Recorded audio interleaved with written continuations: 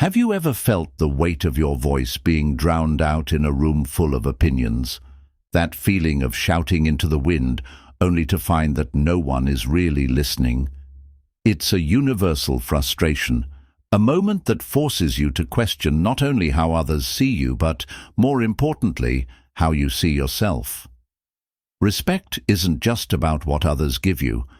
It's about what you command from within. It's a reflection of the way you carry yourself, the decisions you make, and the values you uphold. In a world that's constantly moving, where attention spans are short and distractions are endless, respect has become both a rare currency and a vital necessity. But respect doesn't start with others. It begins with you.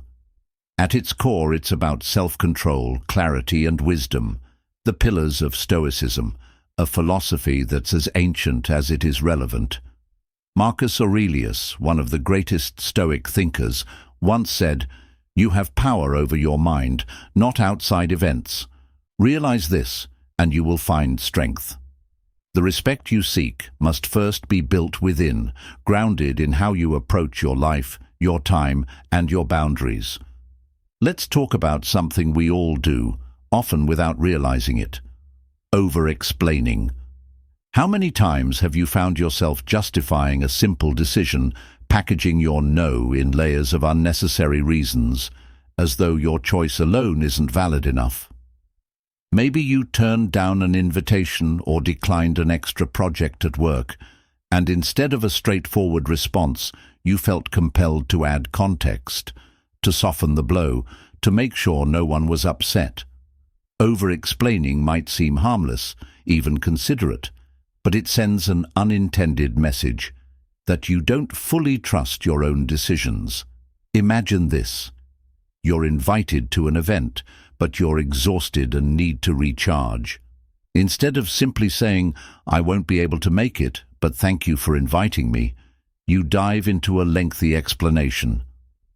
"I've been so busy at work lately, and I really need to rest. Plus, I've got errands to run tomorrow and..." Before you know it, you're rambling, trying to justify a perfectly valid choice. Why? Because somewhere deep down, you fear that a simple no won't be enough. But here's the truth: it is enough. When you over-explain, you inadvertently communicate insecurity. You're telling the other person and yourself that your decision needs extra weight to be valid. Stoicism teaches us to embrace simplicity in our words and actions. Marcus Aurelius emphasized that everything we do should be straightforward and natural. By cutting down on over-explaining, you're not just saving time, you're signaling confidence. You're showing that you value your judgment enough to let it stand on its own. This shift isn't about becoming cold or detached. It's about finding a balance between clarity and respect. Saying no with kindness and firmness isn't unkind. It's empowering. It sets boundaries that others will learn to respect because they see that you respect yourself. Let's take a closer look at time. How often have you said, "I just don't have enough time"? In a world where everything and everyone demands a piece of you, time has become one of our most precious resources.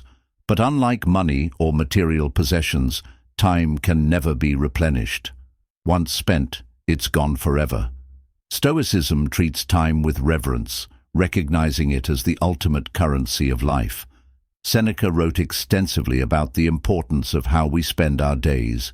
He warned against being busy for the sake of it, calling it an illusion, a distraction from what truly matters. Imagine guarding your time the way a dragon guards its treasure. This isn't about becoming rigid or stingy. It's about being intentional. Before committing to something, ask yourself, does this align with my values? Will it contribute positively to my life? If the answer is no, it's time to exercise the power of saying no. This isn't easy in a culture that equates busyness with productivity and self-worth.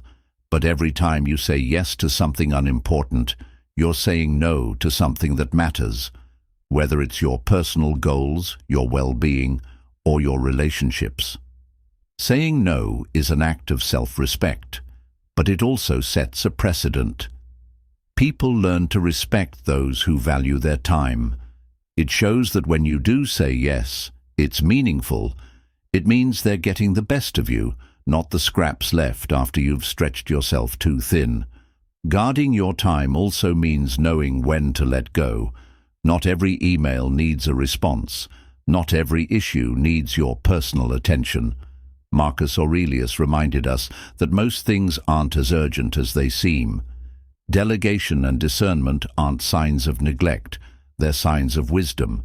By focusing on what truly matters, you free up mental space for growth and clarity. Time, like respect, is a resource you control. It's a reflection of your priorities, your boundaries, and your values. And just as you guard your time, you must also protect your principles. Standing firm in your beliefs, even when it's uncomfortable, is one of the most powerful ways to command respect. It's not about being stubborn or argumentative. It's about showing that your values are non-negotiable. Picture a moment at work where your idea is challenged. It would be easy to back down, to nod along and let it go, especially if everyone else seems to disagree. But what if your idea has merit? What if your perspective could genuinely add value? Standing your ground doesn't mean shutting down opposition. It means presenting your case with calm, reasoned confidence. It's about showing that you've thought deeply about your stance and that you're willing to articulate it without anger or ego. This practice extends beyond professional settings. In personal relationships, standing your ground might look like setting boundaries or expressing your needs. It might mean saying no to commitments when you're already stretched thin, or defending your life choices when others have different expectations. These moments require courage, but they also teach others how to treat you. By standing firm, you're not just protecting yourself, you're fostering respect. Respect at its core isn't something you demand. It's something you embody. It's in the way you carry yourself, the way you communicate, and the way you honor your own boundaries and time. It's a practice that requires intention and self-awareness, but the rewards are profound. When you live with respect for yourself, others can't help but follow suit. And in that, you'll find not only the recognition you deserve, but also the inner peace that comes from living authentically. Respect doesn't have to be loud or forceful. It's often built in the quiet moments, the way you choose to respond rather than react, the way you prioritize your values over temporary convenience, and the way you hold yourself accountable even when no one is watching. At the heart of respect is consistency, a quality that builds trust over time and leaves an undeniable mark on those around you. It's not about perfection, it's about aligning your actions with your words and showing up as the person you claim to be. Think about the people in your life whom you trust the most. Chances are they're the ones who consistently do what they say they will. Their reliability becomes their reputation, whether it's as simple as keeping a promise to meet for coffee or as significant as delivering on a work commitment. Their actions match their words. This consistency is more than just a trait. It's a reflection of their character, a living example of integrity. Stoicism places immense value on this principle. Marcus Aurelius often wrote about the importance of aligning one's actions with their beliefs. For the Stoics, it wasn't enough to talk about virtue or wisdom. They believed in living those values daily. When you follow through on your promises, no matter how small, you're embodying this philosophy. You're showing the world and yourself that you can be counted on. But what happens when circumstances change and keeping a promise becomes difficult or even impossible? Life is unpredictable, and even the best intentions can meet unforeseen challenges. Stoicism offers guidance here as well. It encourages adaptability and honesty. If you find that you can't fulfill a commitment, communicate openly. Acknowledge the situation, offer alternatives if possible, and use the experience as a learning opportunity. This transparency not only maintains trust, but also demonstrates humility, a cornerstone of respect. However, part of building respect isn't just about following through. It's also about knowing when to say no. Overcommitting is a trap many of us fall into, driven by the fear of disappointing others or the desire to avoid conflict. But when you take on too much, you risk spreading yourself too thin, and broken promises become inevitable. Learning to set boundaries is a form of respect, not just for yourself, but for the people you interact with. It ensures that when you do say yes, you can give your full attention and energy, offering the best of yourself instead of what's left of you. Boundaries extend beyond commitments. They apply to how you allow others to treat you. Stoicism teaches the importance of self-respect as the foundation for all relationships. If you consistently let others cross your boundaries or dismiss your feelings, it sends a message that you don't value yourself enough to demand better. Standing firm isn't about being inflexible. It's about showing others that you have a clear sense of your worth and what you're willing to accept. Let's take this idea further. Imagine a situation where someone challenges your opinion or decisions, whether it's a disagreement at work, a difference in a personal relationship, or even an unsolicited critique. It's natural to feel defensive in these moments, but how you respond is what truly matters. Stoicism teaches us that our reaction, not the event itself, defines the outcome. Instead of reacting with frustration or anger, take a step back. Evaluate the criticism objectively. Is there truth to it? Could it help you grow? Or is it simply noise, a reflection of someone else's perspective that doesn't align with your values? When you choose to respond thoughtfully rather than react impulsively, you're demonstrating self-control, another key Stoic virtue. This level of composure not only garners respect, but also gives you a sense of control over the situation. You're no longer a passive participant in the interaction, but an active agent shaping its outcome. People are drawn to those who remain calm under pressure, who can listen without immediately firing back, and who engage in discussions with an open mind and a steady heart. Respect also grows in moments of accountability. Mistakes are inevitable, but what sets people apart is how they handle them. Owning up to an error isn't a sign of weakness. It's an act of strength. It shows that you're willing to take responsibility and learn from the experience, rather than deflect blame or make excuses.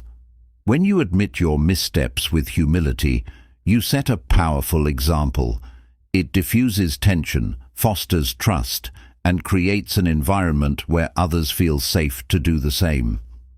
Picture this: a project at work didn't go as planned, and your oversight contributed to the outcome. The easy route might be to downplay your role or shift attention to external factors. But what if, instead, you openly acknowledged your part? I see where I went wrong, and here's what I've learned to prevent it from happening again. That simple act of accountability not only elevates your credibility, but also strengthens your team dynamic. People respect those who can own their mistakes as much as their successes. It's also worth reflecting on how we react when others make mistakes. Are you quick to judge, or do you offer understanding? Respect is a two-way street, and showing grace to others is as important as earning it yourself. When you approach others' errors with empathy, you create a foundation of mutual respect that deepens connections and fosters a sense of trust. Ultimately, respect is a practice, not a destination. It's something you cultivate daily through your actions, words, and choices. It's in how you carry yourself, how you treat others, and how you handle life's challenges. When you approach respect as something you embody rather than demand, it naturally follows. People can sense when your confidence is genuine, when your boundaries are firm yet kind, and when your actions are rooted in integrity. Every interaction is an opportunity to build this foundation, whether it's through consistency, accountability, or thoughtful communication. The respect you earn starts with the respect you give, to yourself and to others. It's not about seeking perfection, but about striving for alignment between your values and your actions. And in that alignment, you'll find the respect you deserve, not because you've demanded it, but because you've become someone who truly embodies it. Respect is one of the most valuable currencies in life, yet it's not something you can demand or force. True respect is earned through the way you live, the way you treat others, and the way you show up for yourself. It's in the quiet strength of your actions, the courage of your convictions, and the consistency with which you align your life to your values. At its core, respect isn't just about how others see you. It's about how you see yourself and the choices you make to honor that self-perception. Imagine you're standing in a room full of people, each one different, each with their own stories, experiences, and beliefs. Some will agree with you, and others will challenge you. Some will misunderstand you, and a few might even oppose you outright. It's in these moments of difference that respect is tested, not in how loudly you can assert your opinions, but in how calmly and thoughtfully you can hold your ground while remaining open to dialogue. Standing firm in your beliefs doesn't mean shutting others out. It means listening, understanding, and being willing to engage without compromising your core principles. Think of the Stoic teaching that reminds us, it's not what happens to you, but how you react to it that matters. This wisdom speaks volumes about the strength of composure. When someone challenges your ideas, you have a choice. You can react defensively, letting emotion cloud your response, or you can take a step back, assess the situation, and respond with reason and clarity. This calm resolve isn't just about winning an argument or proving a point. It's about showing that you value your beliefs enough to articulate them thoughtfully and respectfully. It's about demonstrating that your principles are worth defending, not through aggression, but through poise. And the more you practice this, the more others will recognize your ability to navigate disagreements with integrity. That recognition, that respect, grows not from domination, but from the quiet power of self-assuredness. Respect also lives in the way you handle relationships, whether personal, professional, or otherwise. Boundaries are an essential part of this. They are not walls to shut others out, but bridges to foster healthier, more meaningful connections. When you set boundaries, you're teaching others how to treat you while also respecting their space.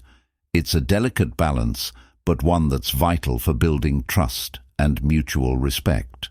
Think about a time when someone respected your boundaries, even when it was inconvenient for them. Maybe a friend gave you space when you needed it, or a colleague understood your decision to prioritize personal time over taking on another project. How did that make you feel? Likely, it strengthened your trust in them because it showed they valued your needs and respected your autonomy. Now consider how you can offer the same to others and, just as importantly, demand it for yourself.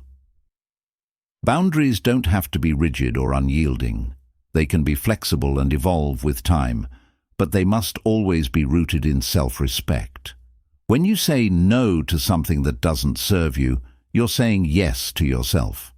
And in doing so, you're setting an example for others to follow. The courage to establish and maintain boundaries isn't always easy, but it's a cornerstone of living with respect and authenticity. Another powerful element of respect is humility, the ability to admit when you're wrong and learn from it. Mistakes are a part of life, but how you handle them defines your character.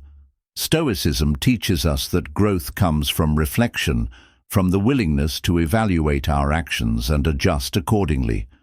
Owning up to a mistake doesn't diminish your respectability, it enhances it. It shows that you're accountable, self-aware, and committed to becoming better. Imagine a leader who refuses to acknowledge their errors, blaming others or dismissing criticism. Over time, their credibility erodes, and so does the respect of those around them. Now picture a leader who openly admits when they've fallen short, outlines steps to improve, and seeks input from their team. That transparency not only fosters trust, but also sets a standard of accountability for everyone. Respect isn't about being infallible, it's about being honest, even when it's uncomfortable. Accountability also extends to how you treat others, especially in moments of conflict or tension. Do you approach disagreements with an open mind, or do you let frustration guide your response? Respect means recognizing that every interaction is an opportunity to build or erode trust. It's in the small moments, how you speak to a server at a restaurant, how you respond to criticism, how you show up for a friend in need, that your character is revealed. Respect isn't loud. It doesn't demand attention. It doesn't seek validation. Instead, it grows quietly in the background, cultivated through actions that align with your principles. It's in the way you navigate challenges with grace, the way you support others without expecting anything in return, and the way you prioritize what truly matters. Ultimately, respect is a practice, not a destination. It's something you build every day through your choices, big and small. It's in the consistency of your actions, the humility of your reflections, and the courage to stand firm in who you are. It's not about perfection, but about striving to live in alignment with your values. When you embody respect, it becomes magnetic. People are drawn to those who exude confidence without arrogance, strength without aggression, and humility without self-doubt. It's not about seeking approval, but about creating a presence that commands it naturally. And when you live this way, you'll find that the respect you've cultivated within yourself radiates outward, influencing the world around you. Every moment is a chance to practice this, to show respect for yourself and others. It's in the way you spend your time, the way you speak, the way you listen. Each choice is a brushstroke on the canvas of your character, a reflection of the person you're becoming. And as you continue to grow and evolve, you'll find that respect is not just something you seek, it's something you embody, a quiet yet powerful force that shapes your life in profound and meaningful ways.